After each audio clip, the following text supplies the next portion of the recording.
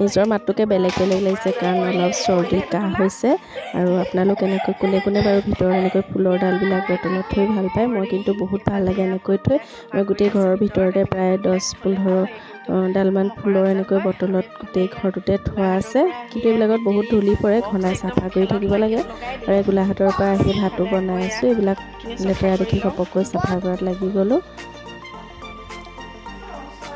আৰু ভিডিঅ'টোৰ আৰম্ভণিতে কিন্তু মই কথা এটা ঘপককৈ মনত পৰি গ'ল কাৰণ যোৱাটো ভিডিঅ'ত মই শাওণ মাহৰ বুলি কৈছিলোঁ আচলতে পথাৰত আচলতে আহাৰ মাহ এতিয়া মই পথাৰলৈ গ'লে আচলতে আহাৰ মাহে নে শাওণ মাহে ধৰিবই নে সেইবাবে ভুলতে শাওণ মাহ বুলি কৈ দিলোঁ তাৰ বাবে দুখিত আৰু এইফালে আমাৰ দেহাৰ দাঁত ফৰি তলৰ দুটা দাঁত ফৰিয়া ধুনীয়াকৈ দুটা দাঁত গজিছে এটা অৱশ্যে অকণমান বেকা কৰি ওলাইছে কিয়নো বেকা কৰি ওলাইছে কৈছে শুনকচোন বেয়া কথা কোৱাৰ কাৰণে ভগৱানে বেকা কৰি লৈছে কেলে বেকা হ'ল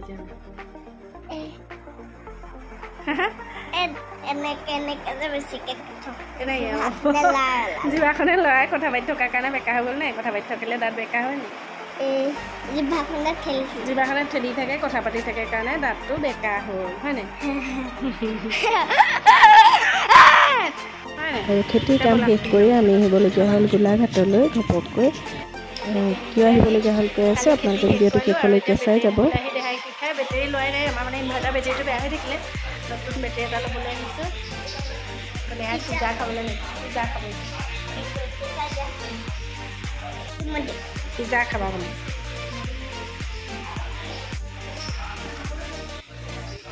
আৰু এয়া দেহাই মই পিজ্জা খাবলৈ ৰৈছোঁ মই নহয় অৱশ্যে দেহাইহে পিজ্জা খাবলৈ মন গ'ল সেইবাবে তাক পিজ্জা খুৱাই নিওঁ বুলি ভাবিলোঁ মন গৈছে যেতিয়া গৰম বন্ধ ঘৰতে আছে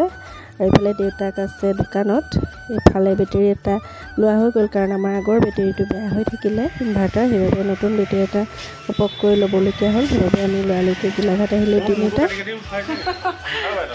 আৰু বেটেৰী লৈ মেলি হৈ গ'ল আৰু এওঁ কৈ আছে কিন্তু মোক আধা আধাকৈ দেখুৱাই আছে সেইবাবে অকণমান ভালকৈ দেখুৱাই দিলোঁ আৰু এয়া হৈছে আজিৰ ভিডিঅ' আজি ৰাতিপুৱা দেহা দেউতাকৰ লগত পথাৰৰ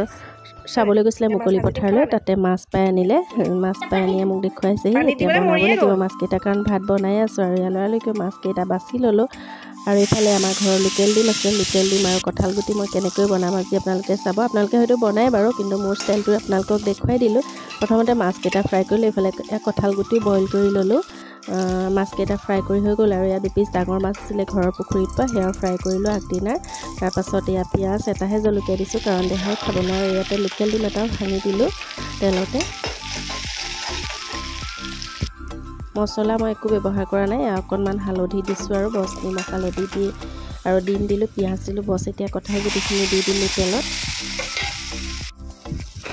আৰু বেছি দেৰি ভাজি থাকিবই নালাগে কাৰণ বইল কৰি লোৱা হৈছে আৰু এতিয়া দি দিম মই ঘৰতে কৰি থোৱা খৰিচা এবাৰ বীজ জলকীয়া দি থোৱা খৰিচা 2 চামুচো দি দিলোঁ